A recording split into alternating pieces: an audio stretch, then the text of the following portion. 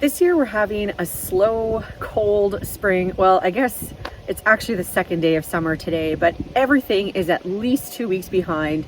It's super frustrating, and yet again, I am scraping together flowers and I'm just gonna be barely able to fill up this order. So normally when I make these videos for you, I'm usually doing the large order for a wedding, but this week I'm actually doing the large order for a conference. So this is for like the gala portion of the conference, and it's going to be at the art gallery. Their theme is to go for the gold. So originally I was hoping to have like yellow, orange, white flowers, but I had to abandon like any semblance of a plan that I had originally because beggars can't be choosers when it comes to spring flowers in zone 3. So thankfully Allison at Songbird was able to source a bunch of perennials for me.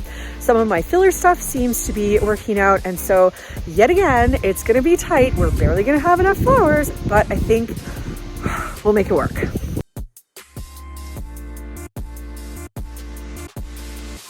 So I already cut a bucket of flowers this morning, didn't really have time to film it, but there's still flowers in here that I want to show you because thankfully we had a bunch of rain and it blew open some incredible gems. This is Saponaria, Saponara. I'm really not sure how to pronounce it, but I think that this is a fantastic alternative to baby's breath.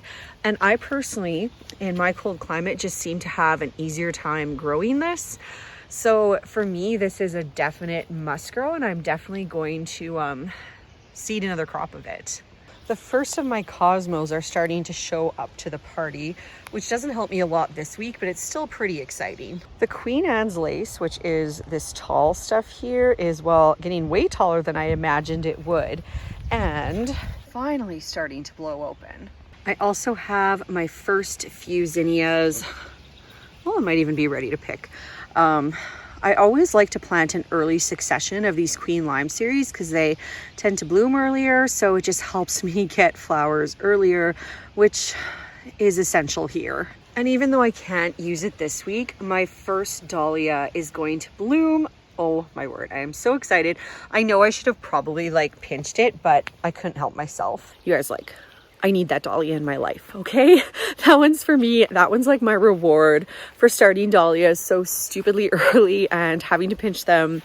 It's mine. My snapdragons have really taken off in the rain. Now, I don't know if I'll be lucky enough to have these by next weekend when I need them for a wedding, but I mean, who knows? We'll see what the weather does. So don't come at me for the weeds. Like, I'm gonna weed this, but I just wanted to say that this celosia looks so pretty, and I'm actually thankful I didn't pinch it because I want these stems. I think these are going to be cool. The Godatia stems might be still a hair short, but very excited about these too. Anyway, enough chit chat. I have really got to get picking. As always, I am on a time crunch, and our babysitter got sick this week, so I don't even have like non-child time.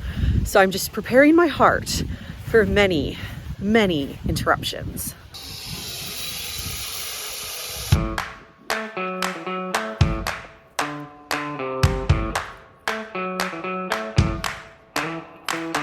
Okay, I feel like we need to take a moment and discuss this, the Saponaria, or however you pronounce it. This is a fantastic crop. It's cold tolerant. So I started this stuff here that's blooming, but the stuff that I direct sowed just after the snow melted is very close behind. Like, I would say maybe a week behind this stuff. And I started this at week 6. So, yeah, it's a nice alternative to baby's breath. It's just the white flowers, they're a little bit bigger, but same feel, same kind of jiggle to it. Like, and for something that grows better and easier here, this is on top of my list for next year.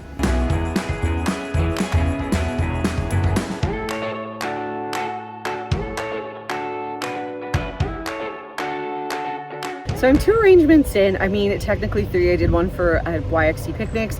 There's 0 way that this is going to be enough flowers. I'm gonna be lucky if this is enough for 10 arrangements, but I guess we'll see.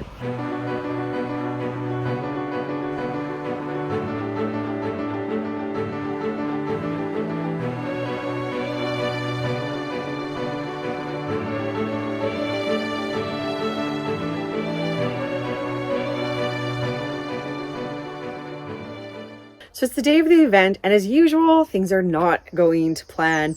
I really didn't get anything extra done last night. Yet again, the girls were very needy. We had to go pick haskap berries because the birds were eating everything. They were like dive bombing for those haskaps, and I would, get close to them and I would yell at them to like, go away. And they would just stare at me like, these are mine. So it was basically pick the haskaps or don't get any haskaps for the year. So definitely not planning to do that. I was hoping to at least get, 5, 6 more done last night, but it's okay. Thankfully, the girls' daycare provider is healthy again. So we have daycare time and I can just whip through these. I know I can get them done. Thankfully, my helper did all of the greens last night, so we can do this. Let's go.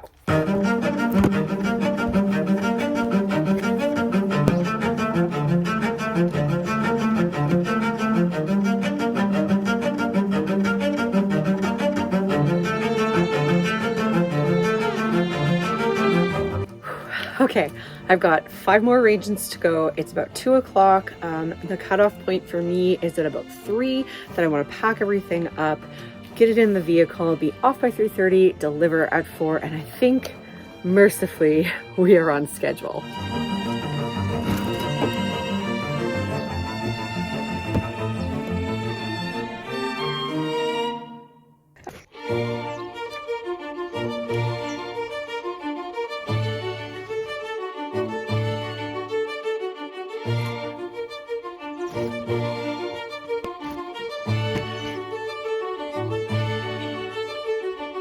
And done.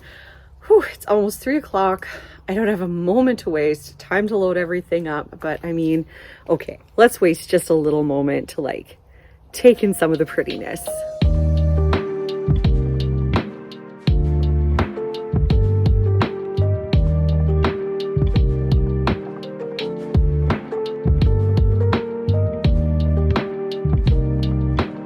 Just a quick PS, if you're wondering where I got my shirt, I actually designed this and you can now get it in my shop. So just go to shiftybrutes.com, click on the shop button and you will find these here. Hope you like them.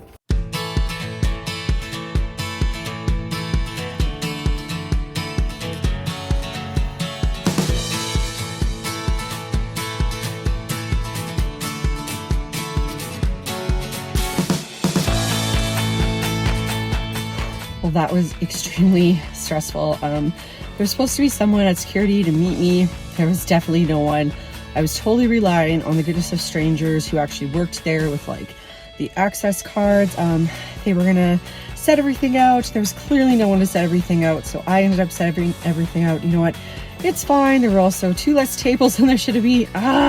Like chaos, but you know what? It's done. It's good. I'll see you for lessons learned. All right, so it's a few days later and I'm ready to chat a little bit about some of the lessons learned from this gig and also about like how much money I'm making and versus how much money I needed to put into the project. The first thing is that the customer was extremely happy. She said the smell when they walked in the room of the conference was just fantastic. Everybody loved the bouquets. She loved that they were all a little bit different.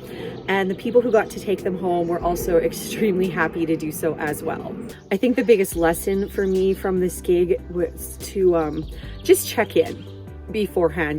Just don't assume that people will necessarily email you, just to be a little bit more proactive, because I think that whole situation when I came to set up could have been a lot better handled if I had just checked in the day before. Okay, and I know now, as for money, that's the part you're all like the most interested in. So this was a $1,000 contract, but I did of course not make $1,000 because I did need to spend some money. So I spent about $50 in hiring some extra help to just help me and make sure that things got done. I spent $120 in wholesale flowers. Now I actually could have spent a little bit less. I think I did overshoot it because I was thinking of the gig before and how like it was so close and I didn't want it to be that close. So that was maybe just a little bit too much. And then I also spent an additional $75 in flowers from another local flower farmer. So that comes to $250 in inputs, meaning that I have a profit of $750. Now, of course, that has to be divided out between like my time and the cost of the flowers that were from my own acreage, but that's where we're at. So this is also on track for me. I've been realizing from last year when I had to like source so many flowers, and you know, sometimes you ended up not making a lot on some of these weddings and events and stuff, that my goal was to have no more than like 25 to 30% of the contract be taken up by other things. So anyway, hope you enjoyed this episode of Backyard Business, and I'll see you in the next one. Bye-bye.